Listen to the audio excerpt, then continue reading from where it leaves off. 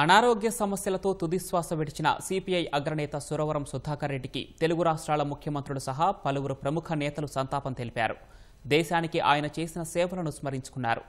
ఆయన ఆశయాలను ముందుకు తీసుకువెళ్తామన్నారు. అధికారిక లాంఛనాలతో సురవరం సుధాకర్ రెడ్డి అంత్యక్రియలు నిర్వహించాలని తెలంగాణ సీఎం ఆదేశించారు. కమ్యూనిస్టు పార్టీ అగ్రనేత మాజీ ఎంపీ సురవరం సుధాకర్ రెడ్డి మృతిపై తెలుగు రాష్ట్రాల ముఖ్యమంత్రులు చంద్రబాబు, రేవంత్ రెడ్డి దిగ్భ్రాంతి వ్యక్తం చేశారు. అనునిత్యం ప్రజల గురించి ఆలోచించి వారి కోసమే పనిచేసే సుధాకర్ రెడ్డి ఇక లేరు అంటే నమ్మలేకపోతున్నానని చంద్రబాబు విచారం వ్యక్తం చేశారు. సమకాలీన రాజకీయ నాయకుడిగా ఆయనతో కలిసి పనిచేసిన రోజులు గుర్తుకు వస్తున్నాయని అన్నారు. ఏ పదవిలో ఉన్నా విలువలతో రాజీ పడకుండా పనిచేసిన సురవరం సుధాకర్ రెడ్డికి నివాళి అర్పిస్తున్నానంటూ చంద్రబాబు ఎక్స్లో పోస్టు చేశారు. దేశం ఒక గొప్ప నేతను కోల్పోయిందని తెలంగాణ సీఎం రేవంత్ రెడ్డి విచారం వ్యక్తం చేశారు. ఆయన ఆశయాలను ముందుకు తీసుకెళ్తామన్నారు. సురవరం అంత్యక్రియలను అధికారికంగా నిర్వహించాలని తెలంగాణ సీఎస్కు ఆదేశాలిచ్చారు.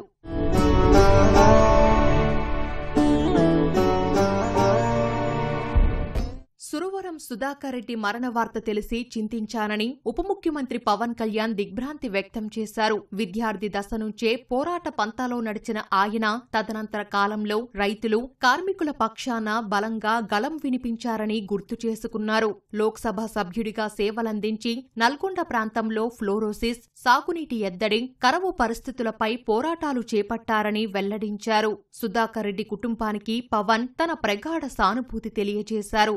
సురవరం సుధాకర్ రెడ్డి మృతి బాధాకరమని మంత్రి నారా లోకేష్ విచారం వ్యక్తం చేశారు. విద్యార్థి సంఘ నేత నుంచి రాజకీయ నేతగా జీవితాంతం ప్రజా ఉద్యమాల్లో కొనసాగిన సురవరం సుధాకర్ రెడ్డి సేవలు చిరస్మరణీయమని కొనియాడారు. సురవరం సుధాకర్ రెడ్డి మృతి పట్ల వైసీపీ అధ్యక్షుడు జగన్ సంతాపం తెలిపారు. సురవరం ఏ పదవిలో ఉన్నా తనదైన ప్రత్యేక ముద్ర వేశారని, ఆయన మరణం తీరని లోటన్నారు.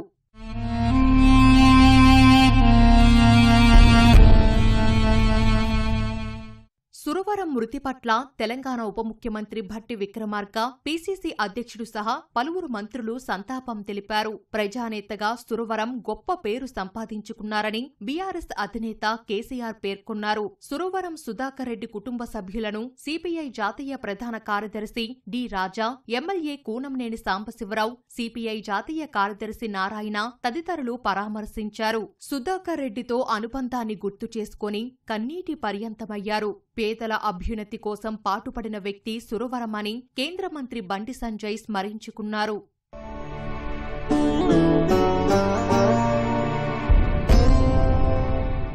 గత కొంతకాలంగా వయోభారంతో పాటు అనారోగ్య సమస్యలతో ఇబ్బందులు పడ్డ సుధాకర్ రెడ్డి హైదరాబాద్ గచ్చిబౌలిలో కేర్ ఆసుపత్రిలో చికిత్స పొందుతూ శుక్రవారం రాత్రి 9 గంటల సమయంలో తుదిశ్వాస విడిచారు. ఆయన నేత్రాలను ఎల్వీ ప్రసాద్ కంటి ఆసుపత్రికి దానమిచ్చారు. కేర్ ఆసుపత్రికి చేరుకున్న ఎల్వీ ప్రసాద్ వైద్య బృందం నేత్రాలను సేకరించింది. అనంతరం పార్థివ దేహాన్ని కేర్ ఆసుపత్రిలో ఉన్న మార్చురీలో ఉంచారు.